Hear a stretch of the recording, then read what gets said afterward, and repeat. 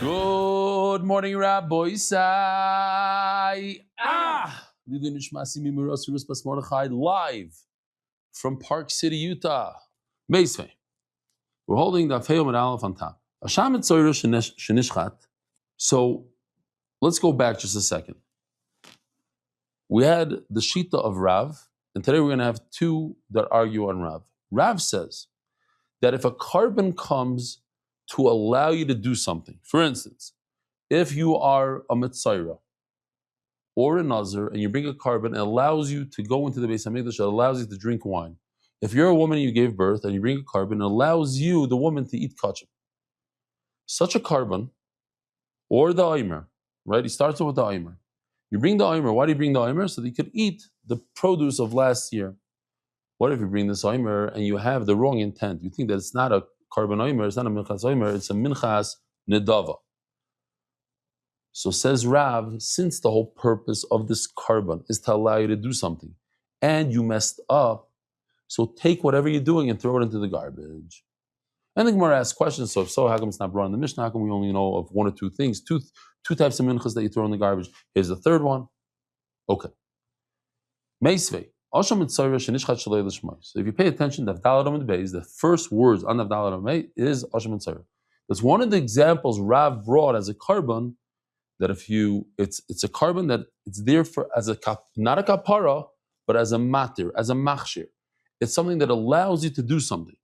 Asham and Tzara is one of the examples. He shechted it with the intent that it's not Asham and Tzara. Let's say it's an Oila. So a Mitzayra goes through a very lengthy process, probably one of the longest ones, if not the longest. Different things he has to do in order to be tar. So one of the things is, the kohen takes blood, shechs to Asham, and pulls his ear in. He puts blood on his right ear, on his right toe. Now he takes oil. After he puts the blood, first comes blood, then comes oil. Remember that. He puts 7 drops on the floor towards the heichal, and then he takes oil and he puts it on top of the blood that's on the ear and on the thumb and on the big toe. So it says like that. He didn't put the blood on the thumb. So it says over here that the asham continues. According to Rav, what would you do with this asham of a mitzvah? Since it's there to allow the mitzvah to do stuff, and you messed up, so throw it out. And over here it says, you put it on the mizbeach. So it's a problem.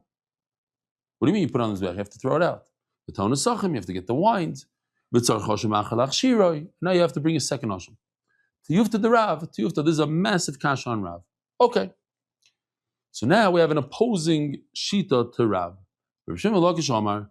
So Minchas Ha'omer Shekmotza Shalei L'Shma Kshera. Says Rish Lakish, I argue on Rav. Rav says it's garbage, it's possible, and throw it out. I say not only is it not possible, it's kosher, and you put it on the mizbeach, etc. Just what? The leftover of this mincha you can't eat because you need another omer, because the second omer is going to make all the food mutter, so including the first omer. The first omer is also to eat until you get a second omer. The third shita we're going to see is this exact thing, minus that you have to wait for the second omer. It's kosher, the yosher, you could eat it, you can do whatever you want with it, even the shirayim you can eat right now. Okay. Ask the Gemara, how could you put the first mincha on the mizbeach? Why? Mimashki Yisrael, min amutal Yisrael. Here's another concept called Mimashki Yisrael. Mimashki Yisrael means that in order for something to go into the mizbeach, it has to be edible for Klal Yisrael. It has to be something juicy. Mimashki means juicy, geshmak, but we could also learn it in terms of a drink for Klal Yisrael. It's edible, it's drinkable for Klal Yisrael. Since the first omer is not edible. Why is it not edible? Because it's chadash. It's from the new crop, and you can't eat from the new crop until you bring a mincha. So if you can't eat it, how do you put it on the mizbeach? Ask the Gemara, yeah? You can't put a chazer on the mizbeach. Why can't you put a chazer on the mizbeach? For a number of reasons, but one of them is because you can't eat it. Yeah? Any food that you can't eat, you can't put on the mizbeach. So how can you put this omer? No, so what's a good pshat? Shmulik, what would you say pshat now? If you had a guess. So the Gemara is going to say, because you could put it, since you could eat it at the end of the day, so it's all within that day, so it's okay. It's just mechusar zman. It's missing a few hours of, you got to take care of some business, and then you'll be, it's not like it's a treif that you can never eat it. It's just not edible right now. Okay. Says Gemara, Omer Rav Adar Rav, HaKasover Shlakish holds, Ein mechusar zman lebay bayom. Another yisoid, another musig, and that is that there's no such thing as, it's not, it's you have to wait when the waiting is that day. If you just have to wait that day, it's not considered waiting. Oh, I just thought about it. It's a good musug. That maybe that's what the Kupat Cholim and the Doar and all this stuff in Eretz Yisrael, they go by this idea. It's not considered waiting if it's that day. L'boy bayayim is not waiting. Okay, a new thing, and a new sign. And mechusar zman l'boy bayayim. It's not considered that it's off limits. It's not off limits because at the end of the day you're going to be able to eat it. So right now it's considered edible. There are a bunch of things that birds that you bring in the Beis Hamikdash, they have certain halachas that a mincha doesn't have, and yesh b'menachos she'en ba'ifas, and the reverse also is true. The special things about a mincha that birds don't have. Yesh ba'ifas she'oifas ba'im b'nid v'shtayim. Birds, two people could be a partner on a bird, but not by mincha. U'mechusri kapara, a person who's a zava yeledes, the day they want to become tar, they go to the mikvah. They come out of the mikvah. What are they called? A tful yom. They have to wait until nightfall. Then they're still not completely tar. They must wait until the following day to bring a carbon. What kind of carbon? They bring a bird, but they don't bring a mincha. So there's a lot of skipping around there. There's a lot of extra words in this Masechta. You'll see in the parentheses. I wonder if the article even brings it. Oh, it's another concept, but another hard thing you need a bunch of lines here to explain this. Is 4 words, which has at least 4 lines of explanation, maybe 14, I don't know. But basically, it's a very simple thing, meaning that although it's usher to do this, let's look at this. What's this? This is maliko.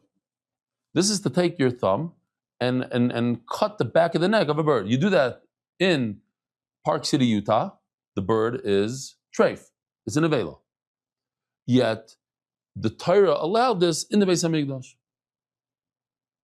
So birds, killing them through malika is mutter b'kodesh in the Beis Hamikdash. There's nothing wrong with a mincha that you made it mutter. The mincha is always good. It's always kosher. Okay, so these are the pluses, the pros that birds have that menachos don't have. Yesh menachos, and what's so good about a mincha that a bird doesn't have? Shamenachos tunas kli. You must put the flour into special golden klishars. Utnufa, and then you shuckle it like you shuckle a little backwards, forwards, up, down.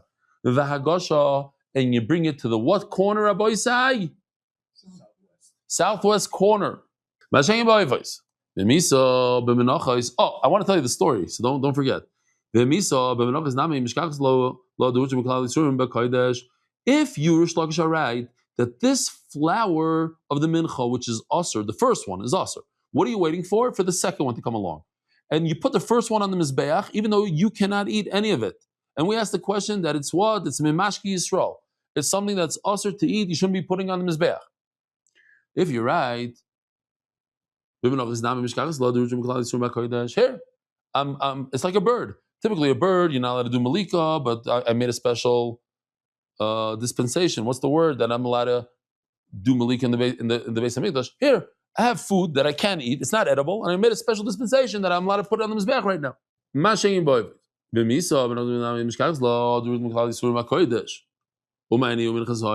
Here, I have a situation where the food is also to eat. Why? Because it's before the Omer came.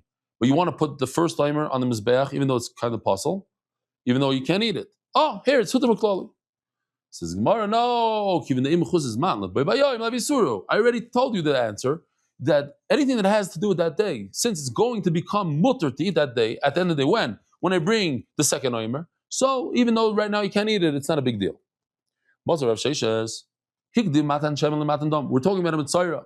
A guy has an affliction on his skin. He has some white splotches. He goes to the kohen. He says, "You're mitzayra." He has to go through the whole process. So what do we say? He has to shech the kohen shechs asham. He brings 3 korbanos. One of them is asham. Shechs asham takes the blood, puts it on his thumb, first on his ear, his right thumb, his right toe.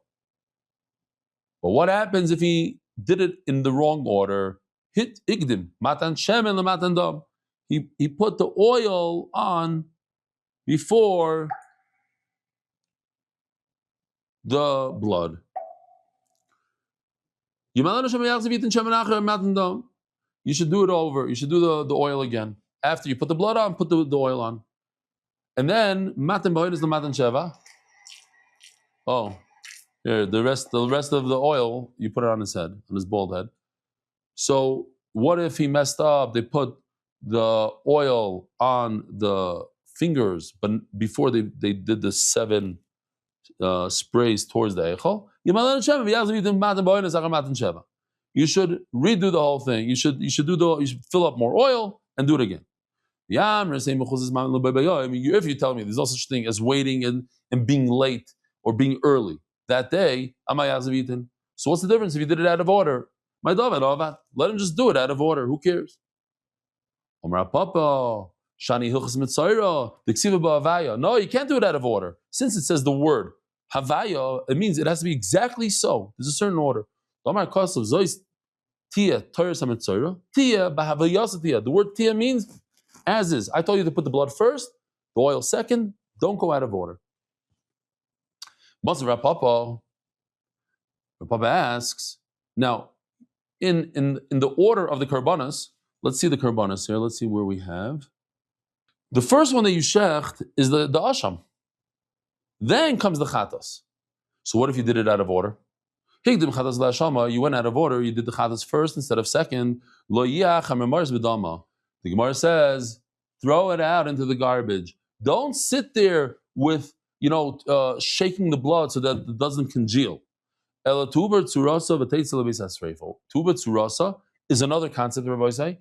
All it means is lina. It means that you leave it overnight. Leave it overnight here, lina. If you want to do what lina is real quickly. You shech the animal, you do kabbalah sadam.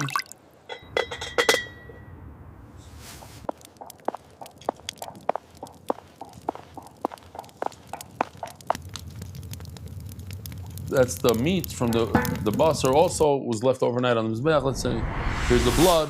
The kids are overnight. Tuba tsurasa means that you make something happen to the actual animal, that it changes. How would you describe it in English? Changes the way it is. But all it means is that it stayed overnight. Tuba tsurasa. Once it stays overnight, you don't want to take a perfectly good animal that the meat is geschmack and burn it. It's not bakavet to a carbon. So you let it stay overnight. Oh, now it's possible. Now you can burn it. The question is, so what if he went first? He did the chatos before the asham. At the end of the day, there's no difference in the same day. The sign that we're going to put up on all the banks in Eretz Yisrael. There's no time limit in that same day. Ask the Gemara, what do you mean? There's no time limit. We already answered that there is a problem with the time. Because if the Torah says tia, that means it has to be exactly so. You can't go out of order. If asham is first, like you see in this chart right over here, asham is first. So it's first. You can't do asham second. And if you do asham second, it's throw it in the garbage because it says tia. You're right. Typically speaking, if it's the same day, so there's no first, second. But not now. No, he did have a good kasha. You know when you have to be very makpid 1, 2, 3 when you're performing an avodah. But shechting the chatas before the asham is not a problem. Why? Because even in Yisrael can do shchita. Here, so if Yisrael can do shchita, that means shchita is not an avodah. It's not an important. How do you say avodah in English? One of the avodas. It's one of the jobs, one of the functions in the Beis Hamikdash. So hold on.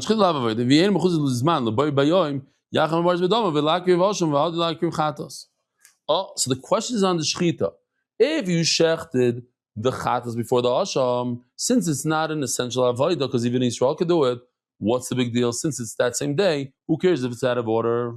Let me just finish this. You're asking me, why does Rav Shlokish say that you put the oimer on the mizbeach even though you can't eat it? We had a question. What was our first question?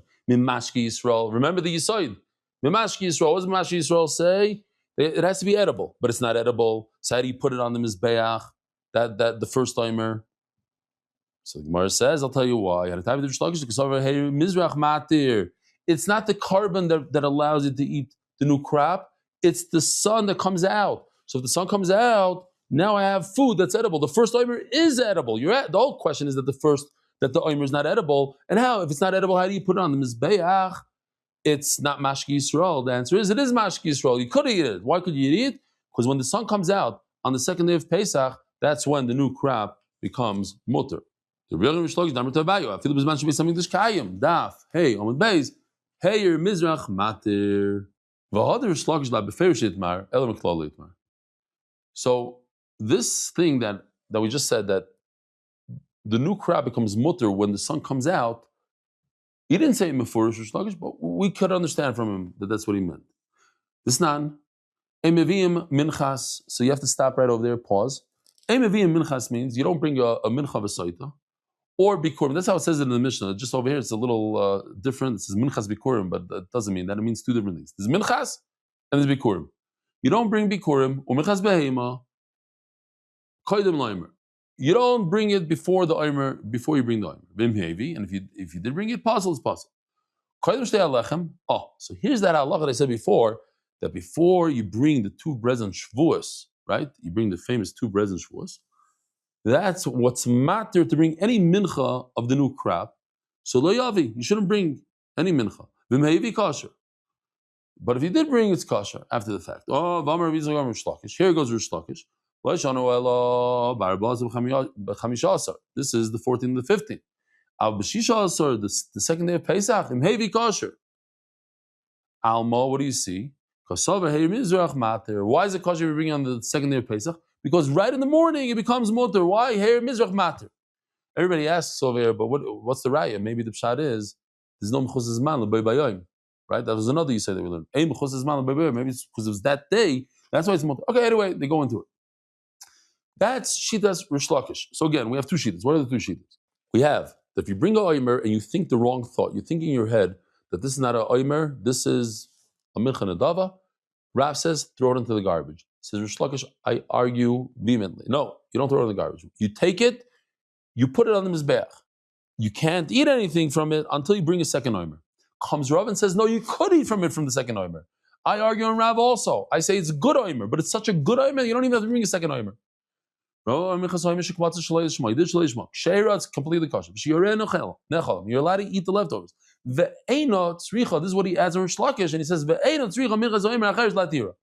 you don't have to bring a second one to be matter. Why? She'ein machshava mo'elas ela b'mish roy la'avoda u'b'davar haroy la'avoda skip. Yeah, so he explains. She'ein machshava mo'elas three halachas. Yeah, I said that. He argues on Rav and adds a little bit to Rish Lakish. You don't even need a second oimer. Why? She'ein machshava mo'elas. It has to be, the Gemara is going to explain, it has to be a kayin that doesn't have a mum. What does that mean?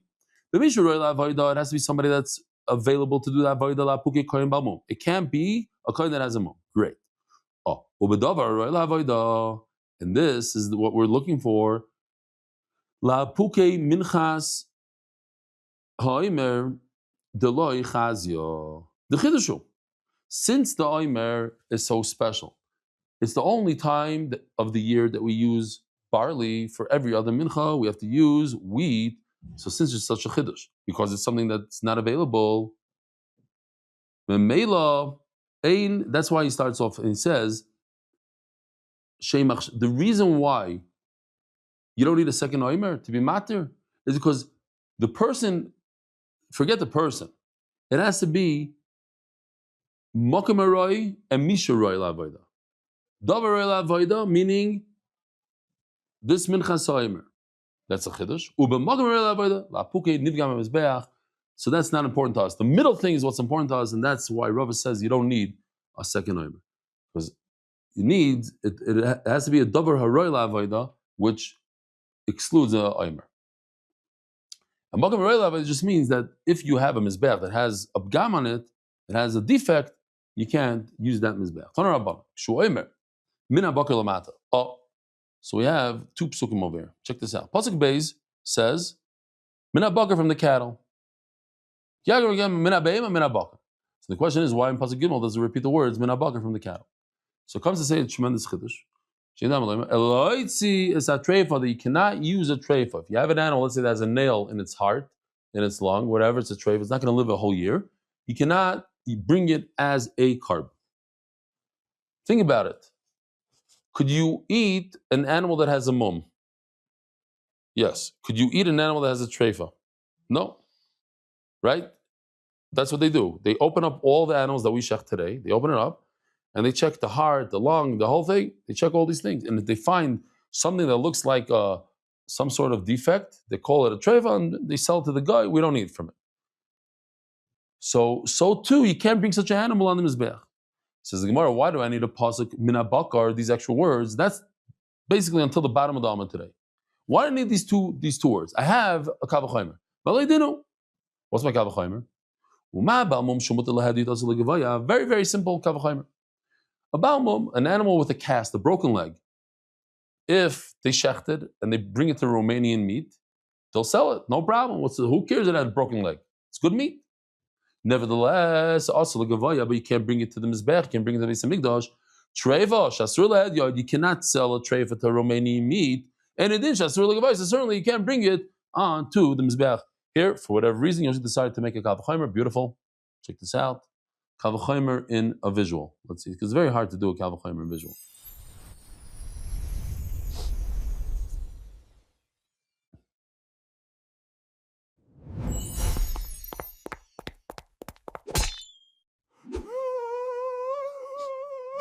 That's a treifa. And that's a balmum. Balmum, no, treifa no good. Balmum, yes, good. So if you try to put a treifa on him mizbeach, certainly it shouldn't be good. If balmum is not good on mizbeach, so certainly with treifa not on mizbeach. Okay, now we understood it. It's not a great kavachaymer. Why? Because the fat and the blood will prove it. The what? Shasurim lahadiyat. A private person in Romanian meat, you can't sell a vial of blood and chaylev. But you could put it on the mizbeach. The mizbeach eats blood. So you can't bring a raya from private people to the mizbeach. Says Gemara Malachaylev Adam, Shkein Boyim Miklal Heter. Yeah, but the chaylev and dam, 90% of the animal is mutter to eat. So that's why they are mutter to the mizbeach. Remember treifa shekul asur, but treifa, the entire thing, 100% is asur. Says, okay, you're right. What about poking your thumb through the back of the neck of the bird? Shekula isur. It's 100% asur outside of the Beis Hamikdash. Basur lahadiyut. Ubeteres legavaya. So it ruins your kavachaymer. You can't prove anything from a private person because here, this bird is asur privately, the one that you did malika to, but it's mutter to the Beis Hamikdash. But wait a minute. Malika is different because it's actually mutter inside the Beis Hamikdash. That is the mitzvah. The mitzvah is to be meilik, and that's its matter. So the bottom line is, now you do have a kavachaymer from balmum. Why does the Torah have to say Ben Bakar to tell me that you can't have a treifa when I have a kavachaymer from a balmum? That's the theorize. Says Gemara, you have to skip these parentheses. Apparently, the way I understand it is someone along the line, some gadol or somebody, put in like his own pshat into the Gemara, but the printer thought it's part of the Gemara, but it's not from the actual text. They went back later on, they saw the original text is not there. It might be good pshat, but it's not part of the text.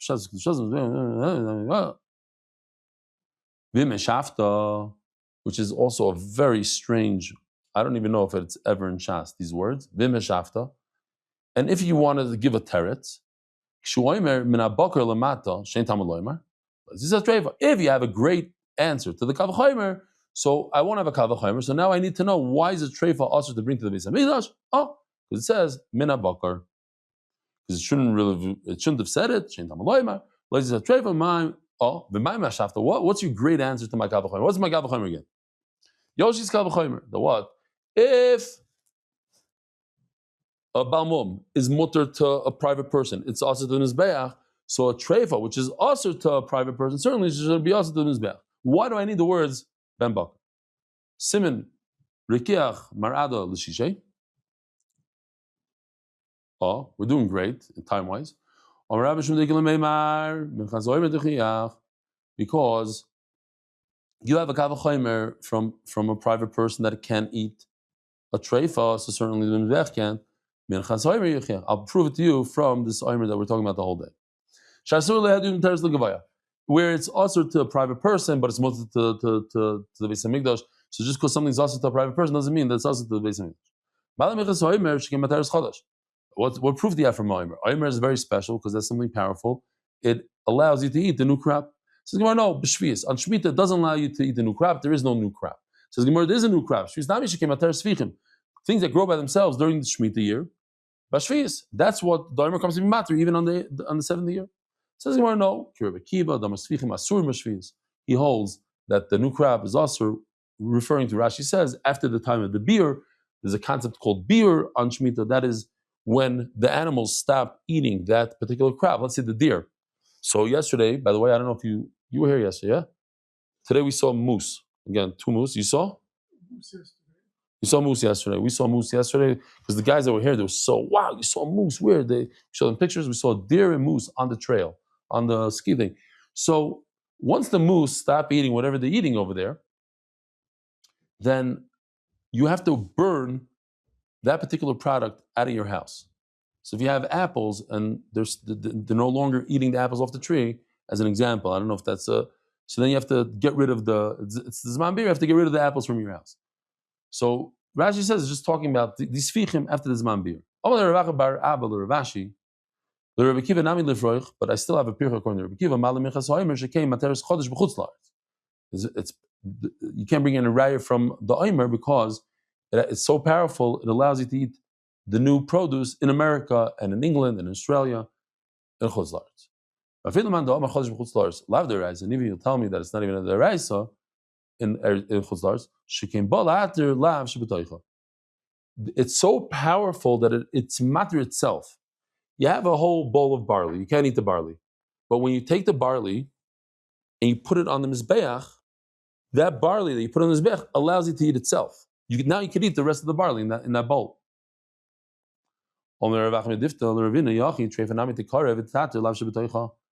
Treifa, so you have a little bit of hole in the heart, you have a nail that went through its stomach.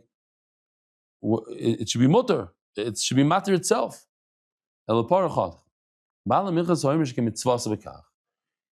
raya you bring me from a omer when the Torah tells you use barley that's also to eat and use it? That's how you do the mitzvah. That's the only way to do it. It's not like something that usually you have a way to be like a treifa. You have an animal that's not treifa. You have animals that are treifa. So you can't be matter a treifa. Great. But over here by the omer, the only way to do the mitzvah of the omer is to use produce that's also. Okay, so that's the mitzvah. So you can't bring me any raya from it. Somebody who makes Torahs can prove it. It seems like from the words of the Gemara that it's also for a human being to put together the Torahs, but it's mutter to HaKadosh Baruch Hu. As the Gemara, Mefatim Gavru, the person doing it it's a person, it's not Hashem. Ella, so let me just show you this real quickly. These are the 11 different samamanim that you make Torahs, okay? You can see, I can't see. Tzipayre, Levina. We know what Levina is. Fragrances, Mar, Chelban, Karkoim, Tsari, Koisht, Shabbos Nerd, Kinamon, Kilufa, Ktzia. Okay.